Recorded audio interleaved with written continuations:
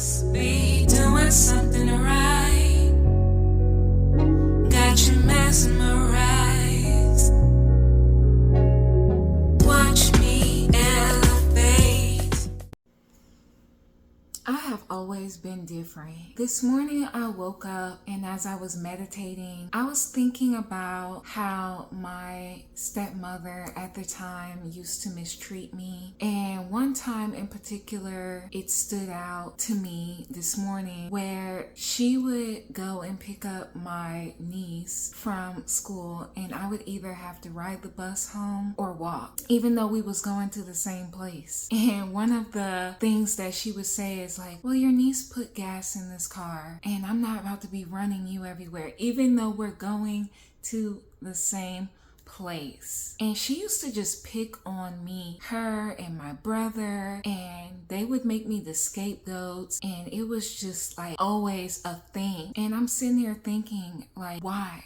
But why? I did not do anything to you. In fact, I took a lot of abuse. I took a lot of energy that should have been directed towards other people because she was also one of those people who would take her frustrations out on you. And I would people please a lot just to stay in her good graces. And this really isn't about her, because what I'm really trying to say is that when you don't follow the norms, when you don't do the things that people want you to do, when you have a free thinking mind, when you're maybe neurodivergent or you have those ways or you're free spirited, you're just different. And people can sense that and they know it. And so what they will do is they will purposely try to dim your light. They know exactly what they're doing. They know your wounds. Like she knew my wounds. She knew what I had been through and she still proceeded to treat me that way because she wanted me to start doubting myself.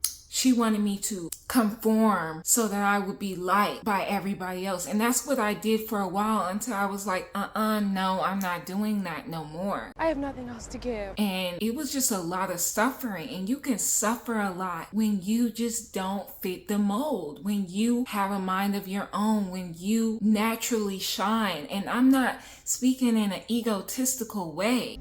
It's the shoe fits word. There is always this reason why people are picking on you and picking on you and picking on you. And that had been a reoccurring theme in my life. People always picking on me, always trying to get a rise out of me or to make me feel small. They want to see you cry. They want to see you down and out, or they want to see if they can bully you into conforming to the way that they want you to be. I was just thinking about that this morning because I've overcome a lot of that in my life. And I'm here to tell you, you cannot allow these people to put you in a box, to mold you, to dictate who you're going to be. I am who I am. To dim yourself, because really deep down in the inside, they're just jealous or they're resentful. They're mad because they chose to dim their own light because they didn't go and do the things that they wanted to do. I used to be told, oh, you can't do that. You wouldn't be good at that. You wouldn't be good at that. All from this woman who claimed to love me and care about me. The audacity to balls. But she didn't. Her love was very conditional. And I got out of her grasp and I never looked back. Baby, bye, bye, bye. Because I don't want to be around fake ass people who will talk about you behind your back but claim to love you. And I'm not doing that shit. And so I don't know what came over me this morning, but Spirit was just laying it on my spirit. Like, what kind of person does that? An unhealed person, a person who's jealous, a person who's resentful, a person who wants you to conform, wants you to feel small, wants you to feel like you're not worthy, acts very narcissistic, and they want you to have those traits. Because when you get down like that, when those things happen to you and you get down and out, you begin to display those traits. Because I have my own instances where I would display self-doubt and be mean and closed off and all of the things because I felt so much of that stuff was done to me and it was just hurt in my heart so much that I wanted to act in those same ways, and Spirit had to snatch my ass back and be like, look, you don't have to act like that just because other people have. And so I corrected myself. I've never Now let me be clear about this. acted that way, but in those moments where I could feel myself hardening, when I could feel myself wanting to be resentful or whatever, there would always be something telling me to come back to my equilibrium, come back to the light. I mean that in quotation marks, because we possess both light and dark within us, and we have to be at that equal playing field with both. Something would always tell me to come back to balance. You don't have to act like them just because they treated you that way. And y'all, that's only a small snippet of what I've experienced at the hands of these people. They're singling you out on purpose. And we have to remember that everybody's gone through their own traumas for the most part. That's not an excuse. There's no excuses. Get them boundaries, and the boundaries start with you. I stopped talking to that woman in 2012. It's 2025. And she has continued to harbor those same kind of feelings towards me and try to talk bad about me and stuff like that. But you know what? I keep my head held high. I'm gonna keep my head up high. I'm gonna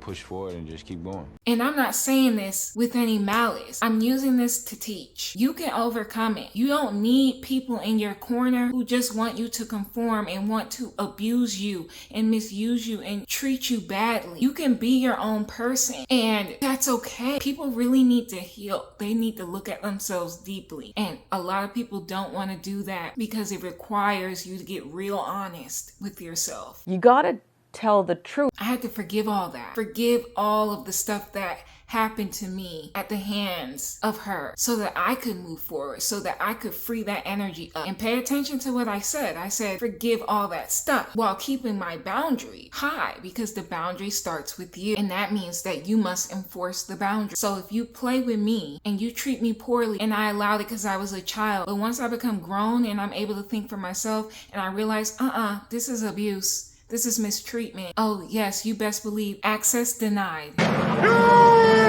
shall not pass!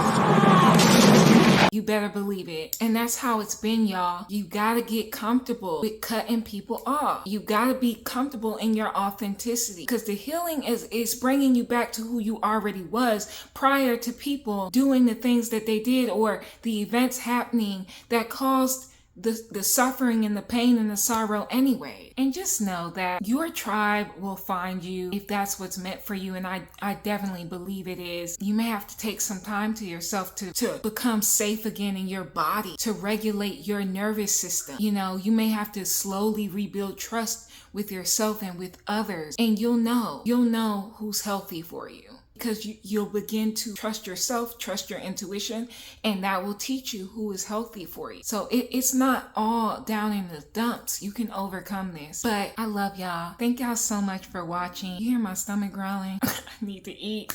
But do the things, like, comment, share, subscribe. Let's talk about it in the comments, y'all. Help each other out. Let's build a community. We need more community. We need people to be there to support one another, to be compassionate and empathetic towards one another and what we're going through, to hold us accountable in a healthy and loving way, but be there for us. So let's build that community together, y'all.